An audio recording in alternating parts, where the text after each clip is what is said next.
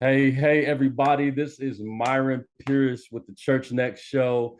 Jade and Jennifer, they are doing incredible things today. One's speaking at a conference, one's getting conference stuff ready for tomorrow. I'll be there in Grand Rapids and for the Hustle, Pray, Eat conference. So make sure you guys get connected. Come see us. It's going to be super dope. But I have an amazing friend on with us today.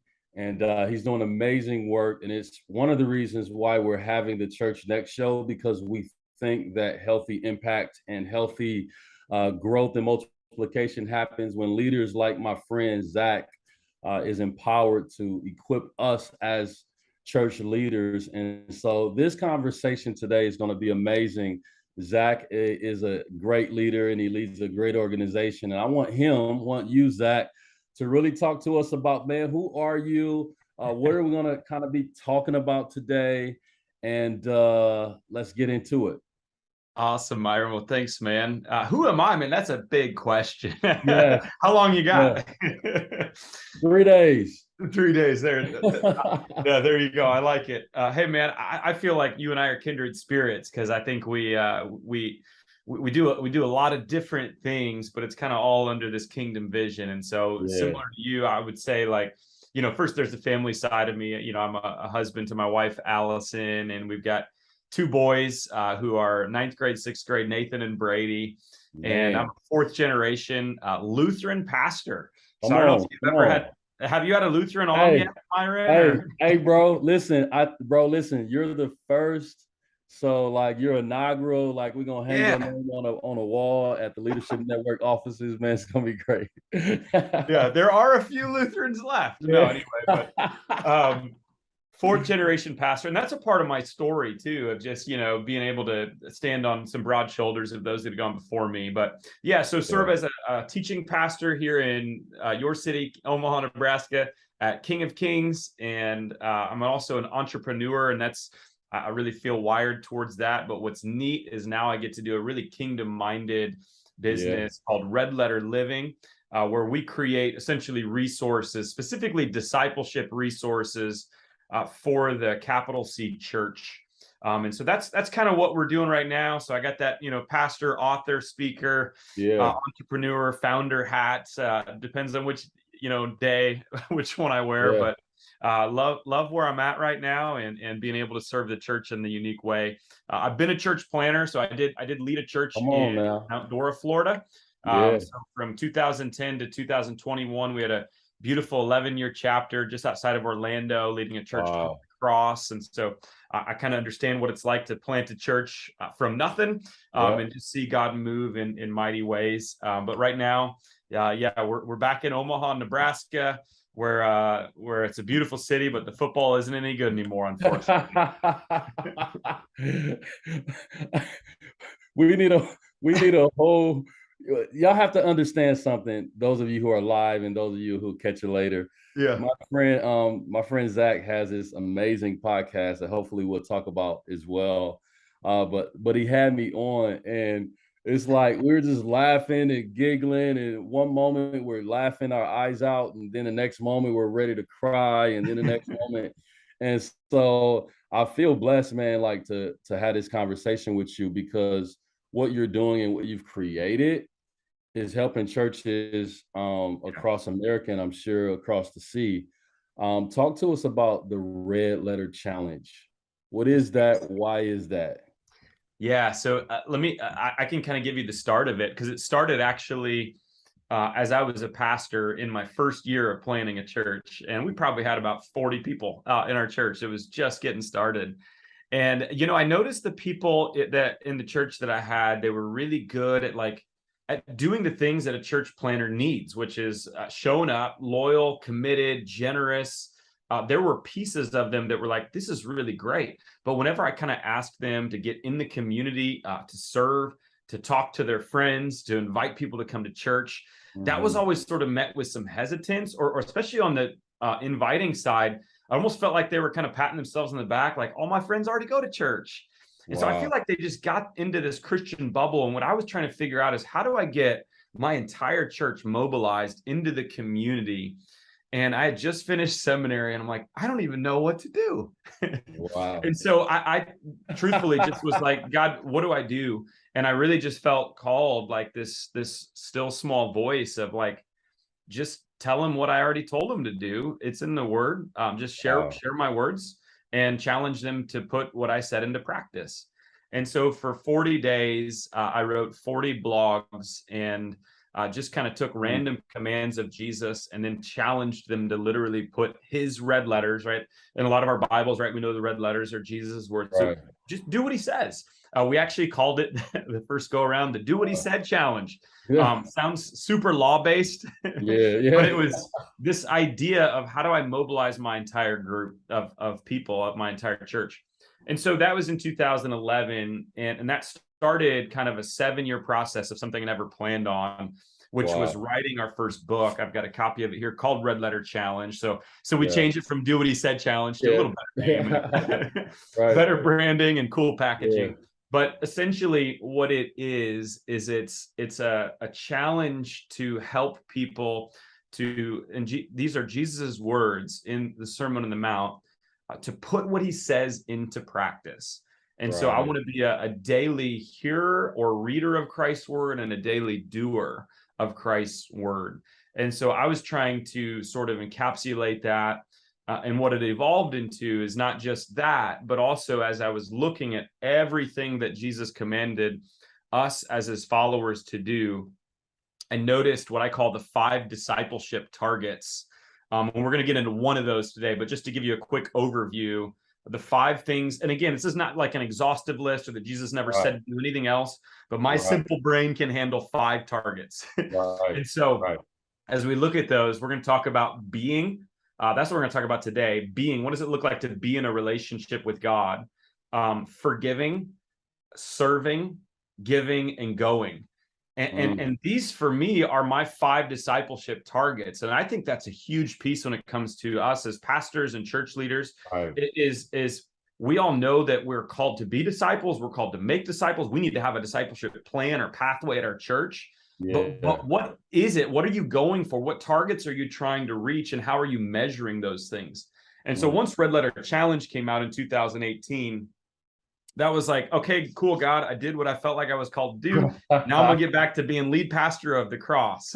But it started taking on kind of its own world. And I see that as the anointing of God on just the simplicity of this idea and the unity of this idea that I think Christians are starving for, of let's just get back to what Jesus said. The best way to follow Jesus is to follow Jesus. Let's remember, he came and he told us what to do. Let's not reinvent anything. And so this is my attempt at sort of trying to get back to the basics and the simplicity and the beauty of the call and commands to just follow Jesus as he said. Certainly. And over the next couple of weeks, my friend Zach's going to be here with us. And so we're going to unpack a few of the 5 of those. But there is a couple of things that you said, Zach, that I think we need to hear as church leaders. Your own tension of wrestling with what it meant to follow Jesus. What I heard clearly from you is that you took all that Jesus said and put it into a framework that's simple. I think that amplifies what the Apostle Paul talks about us being gifts to the church to equip them. And so for you to take this journey, I think it's a model for us, even as like pastors and leaders and church leaders, that preaching from a pulpit every Sunday can't necessarily be the way that we're going to help. That's not going to be sufficient enough to help people live out if we were to aim at those 5 targets that we're going to kind of, that you gave a broad overview of, right? And I find that profound, because it takes, I don't know, man, it takes a leader who recognizes that our core calling isn't to just feed or preach, but it's more so to equip. And so that's what this, I think, has done for the local church. And I think it's too, like, how are each of us uniquely wired? And so, Myron, I'm a pretty simple guy when it comes down to Right. it. Like, I did okay in school, but I was never like the most intellectual dude that went through school or university or seminary. And so for me, like, that's a part of what we provide is a couple of our core values, even in the resources that we provide, whether it's books or blogs or podcasts, is we want them to be simple to understand but Mm. challenging to practice. And so I don't want the understanding aspect. I don't want anyone to miss it. And that's part of who I am. But I also want to make it a challenge. And I actually look at, and everything I study and read, when you look at the younger generations, especially, like, that word challenge is not going out. It's a buzzword, it's trendy. People want to be a part of something that Mhm. matters. And just the understanding, just the intellectual stuff, which is important, is good, but people want to experience it and want to be challenged and walk in it, especially as you look at Gen Z and what's coming behind us. And so we need to embrace this idea that a part of discipleship is that I think is missing a lot of times. And so I hear a lot of pastors that talk about their discipleship plan or pathway, and they'll talk about relationships and experience and information, and all of that's helpful. I would say challenge is a word that ought to be in that same framework, because I know when I've grown most as a disciple, as a follower, it's when I've done hard stuff. It's when I've challenged myself. It's when I've walked outside of my comfort zone. Those are the places that grow me as a disciple. So anyway, yeah, awesome stuff. No, no. The to your point about the challenge piece, I have some friends in Chicago. They lead an organization called Generation Distinct, and their holy discontent was that Gen Z um, is one of the greatest generations of our time because of what they've had to go through, and because they have overcame and lived through it, they're looking like, okay, where's the next Goliath, you know? And so these two young folks said, let's get together and equip the next generation to find the wrong that they were called to make right. It's cool.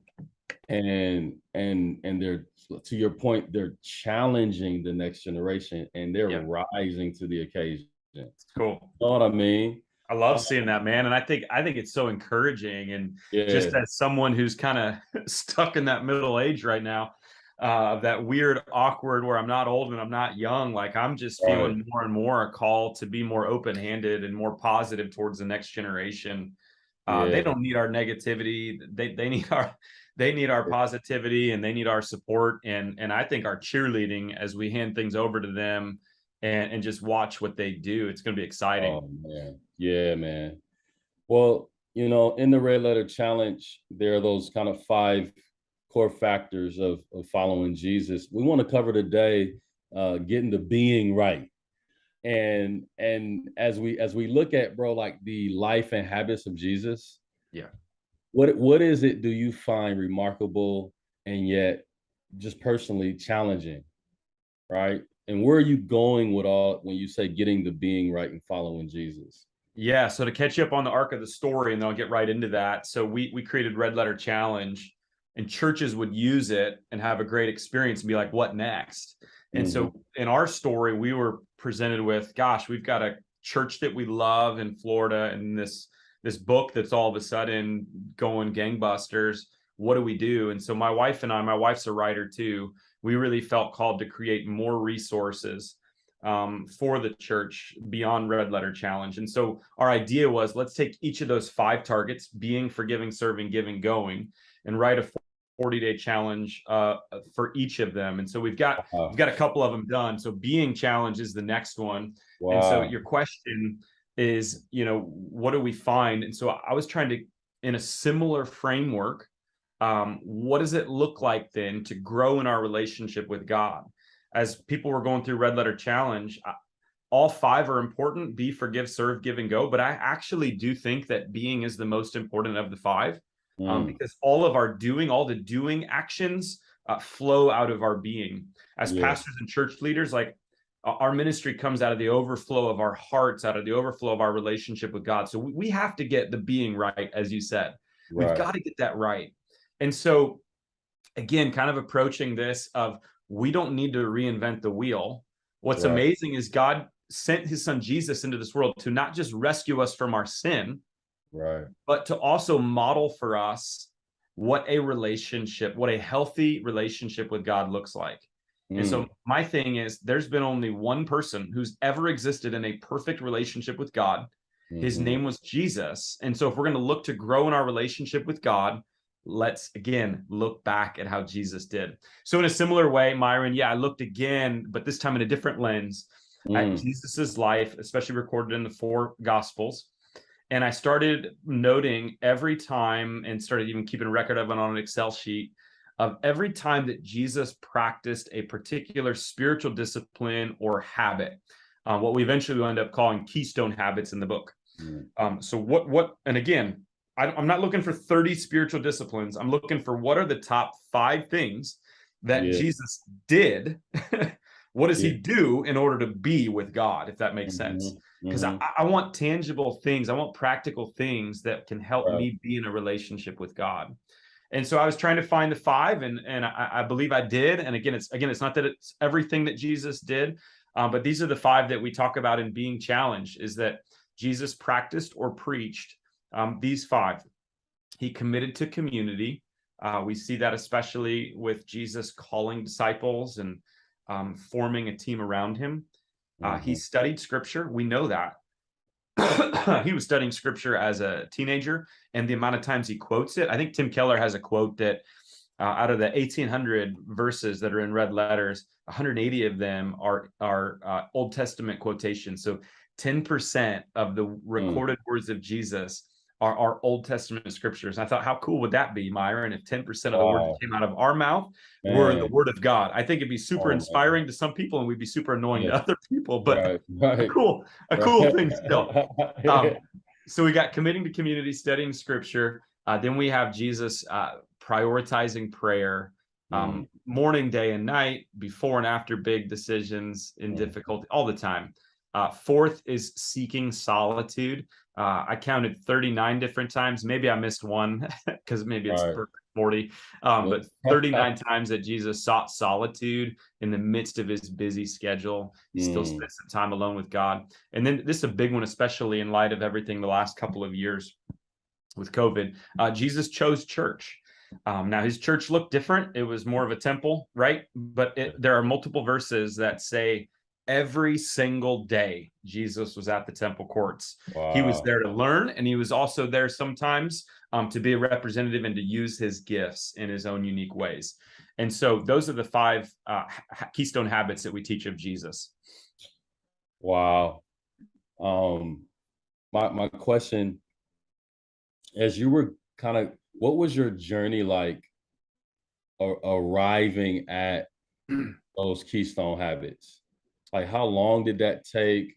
How did you get on that trajectory? Because I know a lot of people, I know I'm thinking that it's like, wow,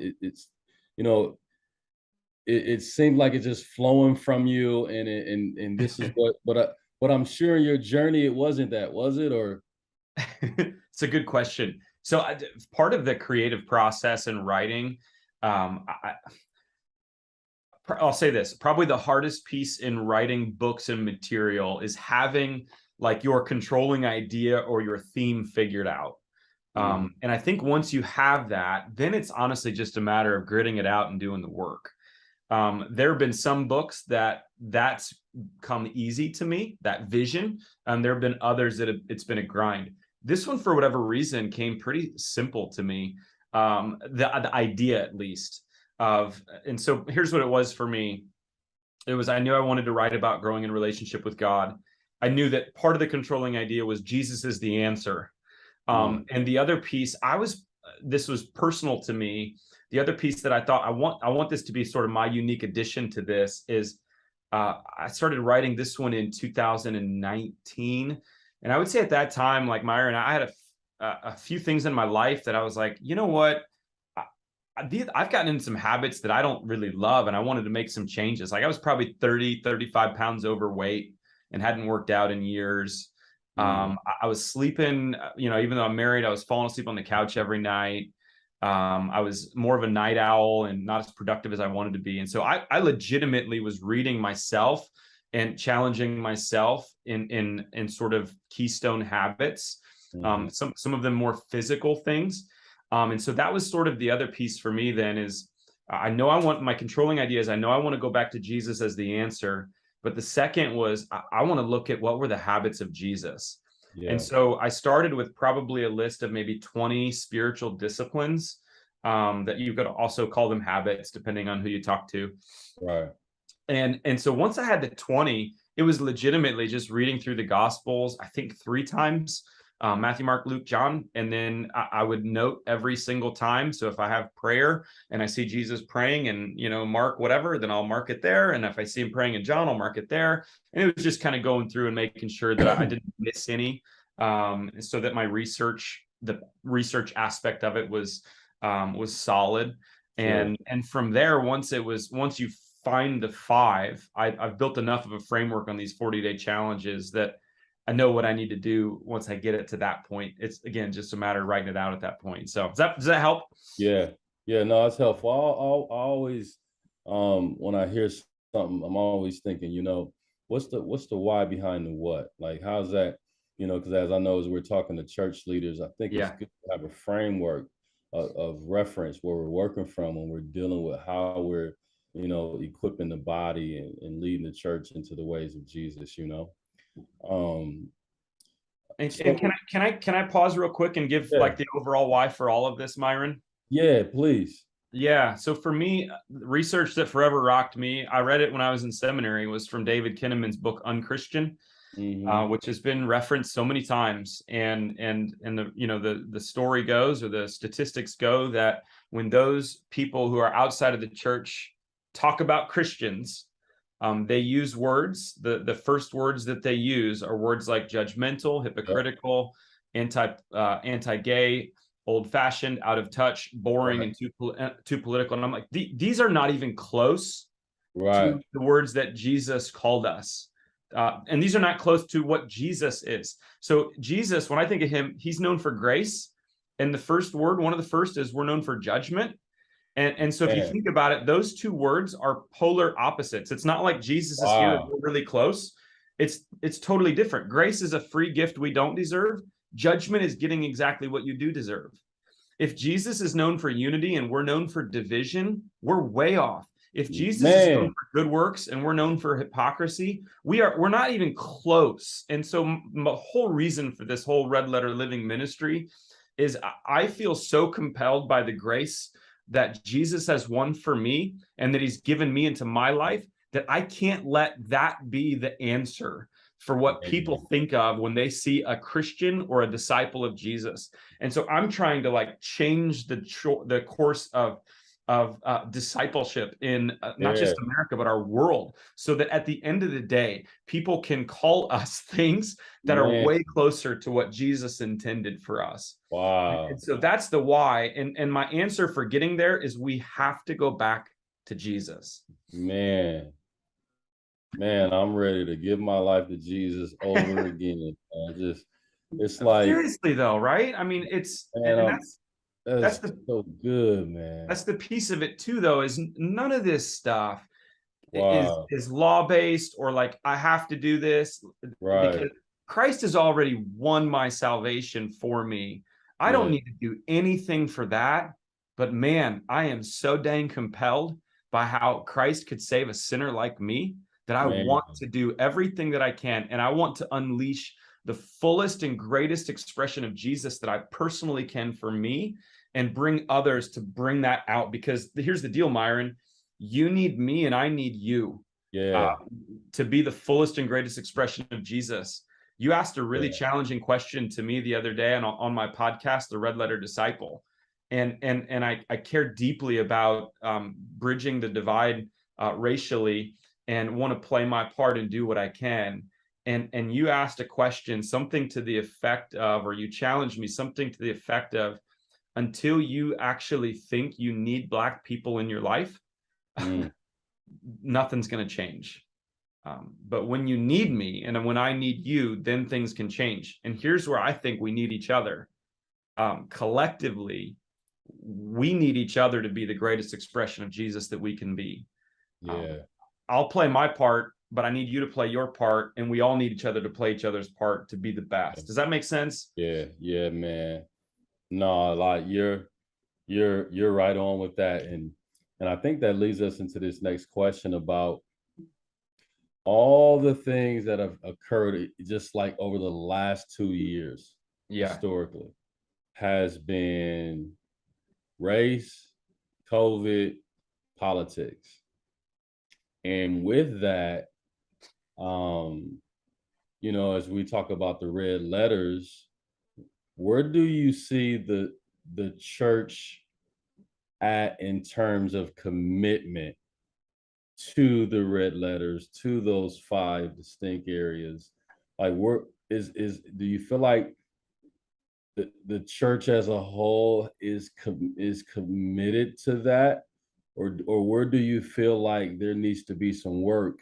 Because Yeah. I know a lot of people don't quote unquote stop going to church, right? So talk to us about the commitment part of that.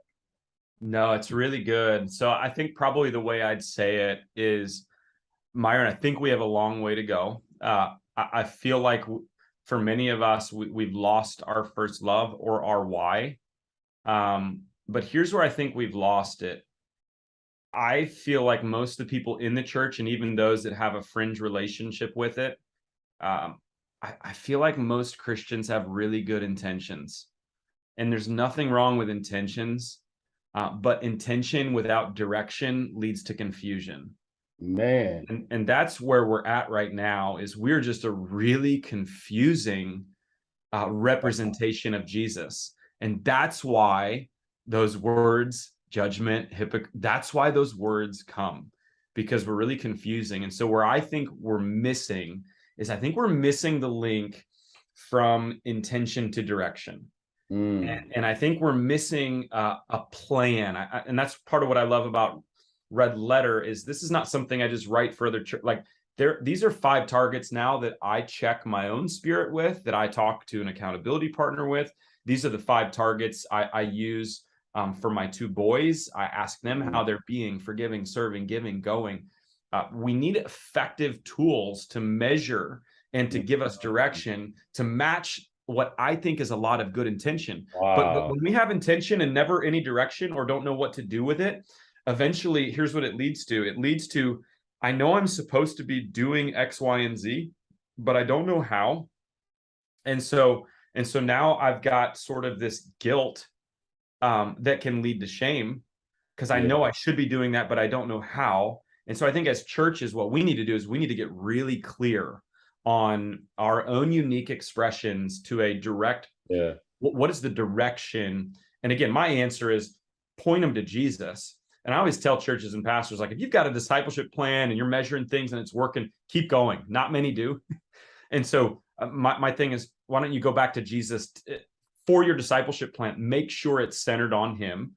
And that's where I think we provide the framework that if you want to use our five targets, great, we'd love for you to do. But just have something, have some intentionality, but backed up with a plan. That makes sense? Because I think the intention is here, and I think people want it. They just don't know how. And that's our job as churches, to empower and equip. Right. Yeah, no, that's a good point. I think another hurdle is prayer for people. And so the question for me is, like, it can be intimidating, but how do we help people get over that hurdle, right? And what tools have you found helpful that you've created, right, for people that just struggle in that area? Yeah, prayer is a big one too. I think we all know it's important. So we have that as one of our five keystone habits. Jesus prayed, so we should pray, right? And so there's real power in that.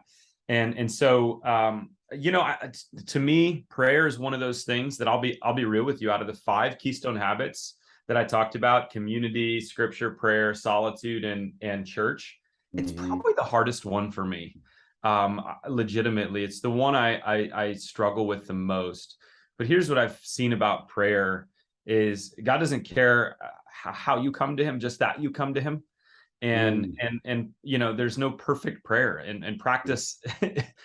Just keep going, like keep keep going. So in the book, we give a few tools, in different ways to that we can pray. I love these things outside of the book, these things that are set up for us. A lot of churches will lean into like 21 days of prayer. And I think that's such a cool part, a couple times a year, to just dive deep for 21 days, because it gets you back into that rhythm. And to me, that's the biggest part of prayer. Is just, can I get back into the rhythm? Can I keep doing it, keep doing it, keep doing it? And I think it's like a lot of, habits that we try to instill, is that they're usually not easy to instill at first, but the more you do it, you get a little momentum, and things start moving more and more and more. And then finally you realize, I actually kind of like this, and I need this. And so I would say the same with prayer is, you don't need to worry about your words being perfect. Just come to a God that has already positioned himself to hear what you have to say. Yeah. If you're just joining us, my friend Zach and I we're having conversation around the red letters in the Bible, and how Jesus' words should inform how we live. We're particularly talking about getting the being right as really a central focus, and he talked about, or we're talking about, these keystone habits. And one, Zach, that I find, if you say yours is prayer, mine is solitude. And in this crazy world where my wife is working and going to school, my kids are in school and at sports, I'm working 10 full-time jobs, and like full throttle. Solitude can be challenging for me. And so for church leaders, I think this is a biggie. So what have you found that's been helpful, and gaining enough margin where we can't have solitude? Yeah, it's good, man.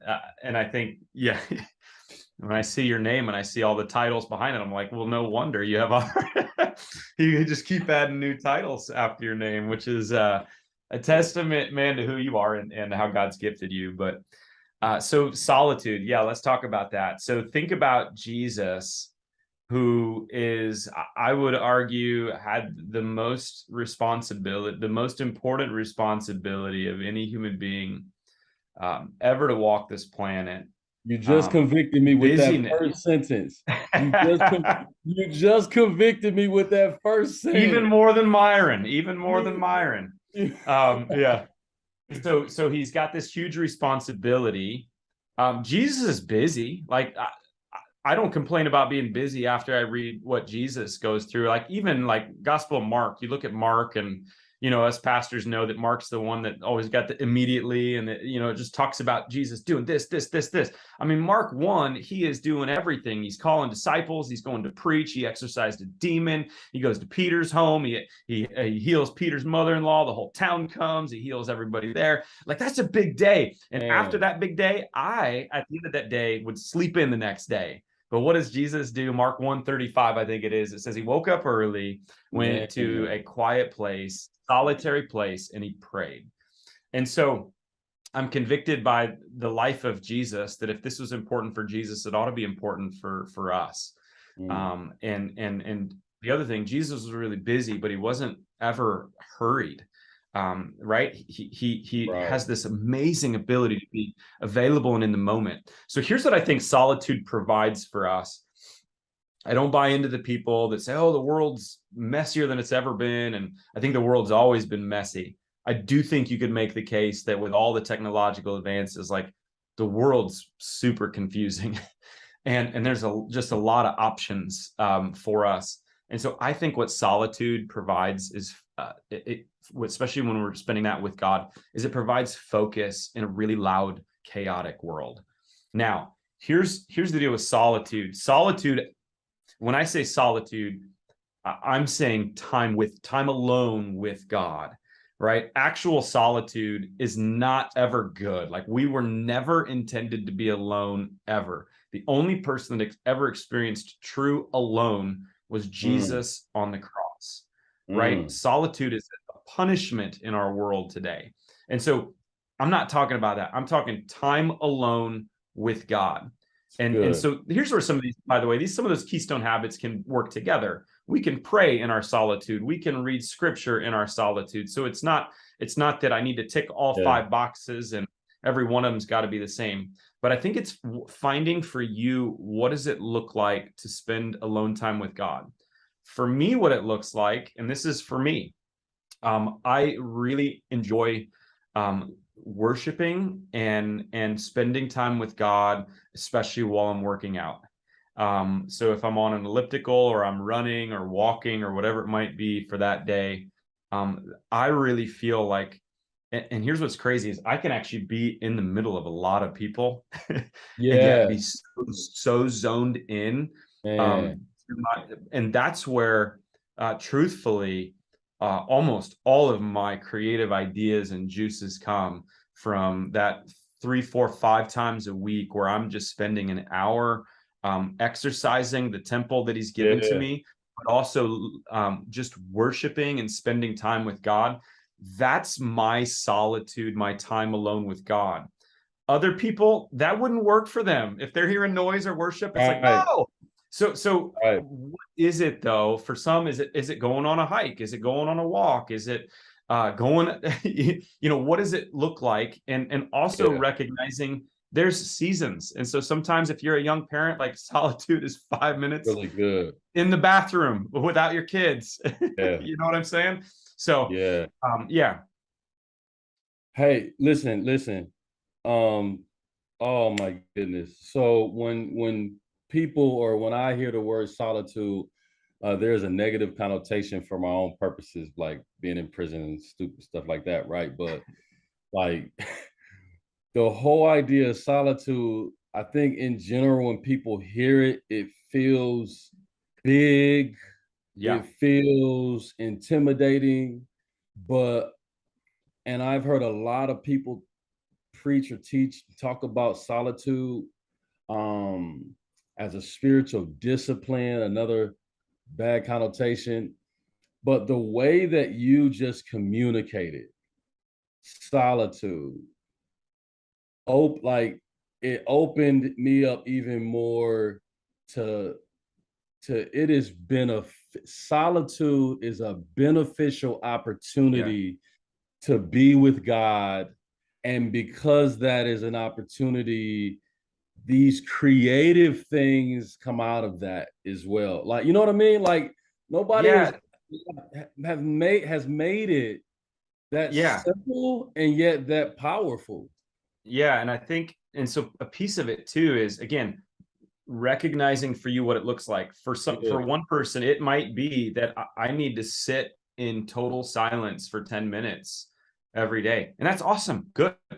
And truthfully, I could probably use a little bit more of that in my life. But I also think it's like, let's give grace. Like if someone is seeking solitude and spending time with God as they're working out, like, cool, that's awesome. Why would we ever say that that's not beneficial?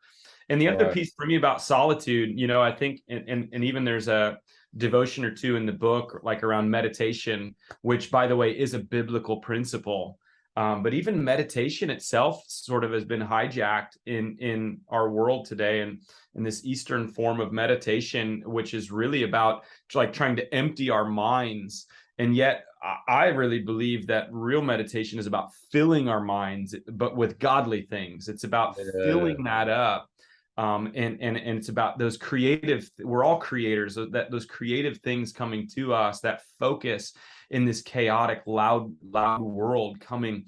And so to me, I'm not sitting there trying to empty my mind. I'm trying to Right. fill it with as much of God as I can, Man. because I need that in my life, man. Wow. No, man, that is so good. I'm so glad we're having this conversation, man. Um, because I feel like it's life giving. And so like I wanna ask like a couple more questions just to get some Yeah. clarity and around what you think about this. But I don't think we're going to realize the impact that COVID has had on us until like we're like years down the line. Mm, Like, you know how like you're in something and you don't realize how yeah. much it's changed you? or how much it has shifted the way you think about the world, and I'm a bit concerned about church, like people who are in God's church who has like gone MIA, Yeah. right? And so how might what you've built and simplified help find the people MIA? Like, Yeah. have you ever has that crossed your mind like lately, or just Yeah. people who are MIA? Yeah, I think I share that sentiment with you, that I think there's a lot of loss that we've experienced in COVID, some of which we recognize, but some of which will hit us. And I think especially the really younger generation too. I think their losses are going to be even more compounded than even someone our age. I think so. What I would say is what I noticed early on in COVID, and actually most of the writing for Being Challenged was done right before COVID, and it was actually already fully written. And I kind of redid a couple devotions in light of COVID right before it came out. But what I noticed, because I'd just been thinking a lot about and writing a lot about habits and the importance of habits, I was one of the very early people to say a month into COVID, our churches are never going to look the same again. I remember writing a piece like 10 bold predictions of the future church in America. And the first thing was 30 to 40% of people are gone and they're not coming back. Because I think that's the power of habits, Myron, is we don't realize how important that is. And when you take away something for a 6 to 8 week period, and then you all of a sudden turn it back on, or now you're open again, Right, which we're never closed. I understand all right, that. right, You know what right. I'm talking about? I'm talking about the Yeah, in-person gathering. Then, yeah, then, then, like they're not just going to come back. That's a new habit now that we have to reshape and reform in their life. right. And so I don't the MIA. Here's what I think. Like, nobody's going to come rushing back in droves. And so I think it's though looking at the crisis and the times we see the loss, whether it's from COVID or something else, and reminding those people who are MIA that once had let's say, better habits to connect with God, reminding them the importance of who God is and that God hasn't left them, and that there's grace and welcoming arms for whenever that person can come back, could come back. And I also think it's on all of us, not just pastors, but it's on the people in the churches to know who the people were and to reach out, for us to be in a right relationship with God first, so that then we can help those that we know have left. And so, yeah, and that's the other piece too, though, is like, as someone who kind of thinks more futuristic, is I'm not viewing all of it in a bad lens, because I think that the church that sort of has just happened has a lot of flaws, and we have a chance to be a new type of church now. yeah, And so I don't personally want to ever go back to the way things yeah, were, because the way things were going, it was just a steady decline. I would rather see what we just saw, which was a huge yeah, drop off, so that now we rethink and we understand the church today and tomorrow needs a different, new, fresh expression. yeah, Same theology, same God, but we have to reach people in a new way. And so I'm thinking about, how do we do that as a church? yeah. Fantastic. Hey, man, I'm looking forward to a couple more conversations with you. Yeah. Those of you who are in our audience now live, and those of you who will catch the replay. Here's what I want to know from you before we go today, Zach. Where can people who want to take a next step, want to find out more about Red Letter Challenge, where can they go? Yeah. Our website's redletterchallenge.com. And so we've got everything there. Iron, we kind of our 40-day challenge. That's kind of our sweet spot. Is we love working with churches to implement this on a church-wide scale, and so they'll see a few of our 40-day challenges there. But we also want to come alongside and help churches and pastors especially. And so we've got blogs, we've got a podcast, I've got several free resources that talk about ideas to grow your church. And we've grown small groups in more than 800 churches using our resources. So I've got a guide that's free that we can put together. So redletterchallenge.com is where all of that is. And or they can just email hello@redletterchallenge.com if they have any questions on any of it. Love it. Love it. Hey, y'all better take advantage of this. In fact, come back next week because we're going to have a part 2 to this conversation that's going to be helpful. My man Z, man, thank you so much for being with me, bro. Yeah. Looking forward to next week as we continue the discussion. Thanks for being here, bro. Can't wait. Thanks, Myron. Appreciate you, man. All right. All right, Leadership Network audience. We'll catch you next week.